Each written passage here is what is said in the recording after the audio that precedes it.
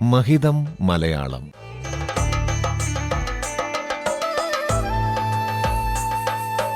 മലയാള ഭാഷയുടെ മഹിമകൾ കേട്ടറിയാൻ ഒരു സർഗയാത്ര.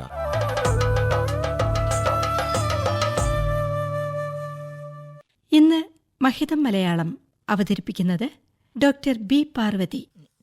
കടൽ എന്ന വാക്ക് കട, അല് എന്നീ രണ്ട് പ്രകൃതികൾ ചേർന്നാണ് ഉണ്ടായത്. അല് എന്നത് മലയാളത്തിലെ നിഷേധ പ്രത്യയമാണ്. കടക്കാൻ കഴിയാത്തത്, കടക്കാൻ പാടില്ലാത്തത്, അതാണ് കടൽ. ഈ പദത്തിന് ആഴി എന്ന തനി മലയാള പദവും പര്യായമായിട്ടുണ്ട്. ആഴമുള്ളതിനാലാണ് കടൽ ആഴിയായത്. സംസ്കൃതത്തിൽ നിന്ന് നാം സ്വീകരിച്ച അബ്ധി, സമുദ്രം, സാഗരം, സിന്ധു, പാരാവാരം എന്നീ പദങ്ങളും കടലിൻ്റെ സൂചകങ്ങൾ തന്നെയാണ്. കടലിൻ്റെ അഗാധതയും അപാരതയും നമ്മെ വിനീതരാക്കും. പ്രവചനാതീതമായ ചുഴികൾ പോലുള്ള അപ്രതീക്ഷിത ദുഃഖാനുഭവങ്ങളാൽ നമ്മെ ചകിതമാക്കുന്ന ജീവിതത്തിൻ്റെ പ്രതീകമായി കടൽ കവി മനസ്സുകളിൽ ഉണർന്നു വരാറുണ്ട്. ജീവിതക്കടൽ, സംസാരമാം സാഗരം എന്നീ പ്രയോഗങ്ങൾ മലയാളത്തിലുണ്ട്. എഴുത്തച്ഛൻ്റെ ഹരിനാമകീർത്തനത്തിൻ്റെ അവസാന ഭാഗത്ത് താൻ എഴുതിയ ഈ കൃതി ദുരിതാബ്ധിതൻ നടുവിൽ മറിയുന്നവർക്കൊരു ബോധമായി വരിക നാരായണായ നമ എന്ന് പറയുന്നു. ഇതുപോലെ ശ്രീനാരായണ ഗുരുവും കടലിനെ ജീവിതത്തിൻ്റെ പ്രതീകമായി ദൈവദശകത്തിൽ പരാമർശിക്കുന്നു. ഈശ്വരനോട് ഗുരു പറയുകയാണ്, നാവികൻ നീ ഭവാബ്ധിക്കൊരാവിവൻ തോണി നിൻ പദം എന്നീ വരികളിൽ ജീവിതക്കടലിൽ തന്നെ നയിക്കുന്ന നാവികനാണ് ഈശ്വരനെന്നും ഈശ്വരൻ്റെ പദങ്ങൾ ആ കടൽ കടത്തിവിടുന്ന തോണിയാണെന്നും കൽപ്പിച്ചിരിക്കുന്നു.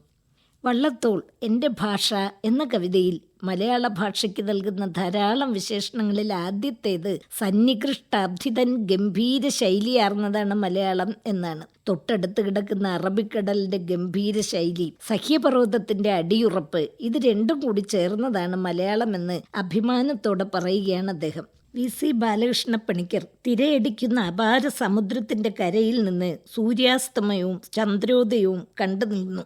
അങ്ങനെ പ്രപഞ്ചമെന്ന നിത്യവിസ്മയത്തിൻ്റെ മുന്നിൽ വിനമ്രഭാവത്തോടെ നിന്നപ്പോഴാണ് അദ്ദേഹത്തിൻ്റെ വിശ്വരൂപം എന്ന കവിത ജനിച്ചത്. G. ശങ്കരക്കുറുപ്പ് സാഗരഗീതം എന്നൊരു കവിത തന്നെ എഴുതിയിട്ടുണ്ട്. അദ്ദേഹം കടലിനെ നീ അപാരതയുടെ നീല ഗംഭീരോദാരഛായ എന്നാണ് വിളിക്കുന്നത്.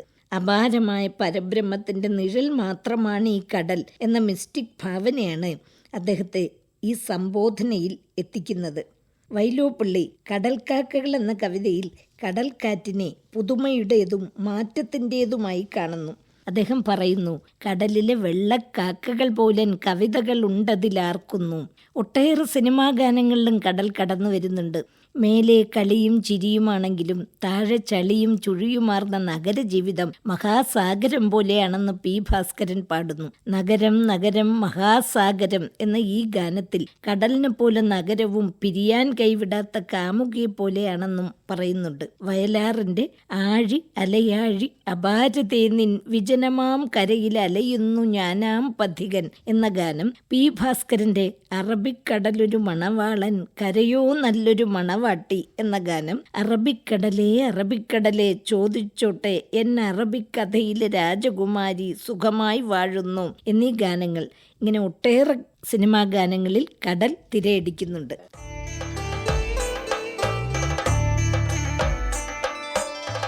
മഹിതം മലയാളം.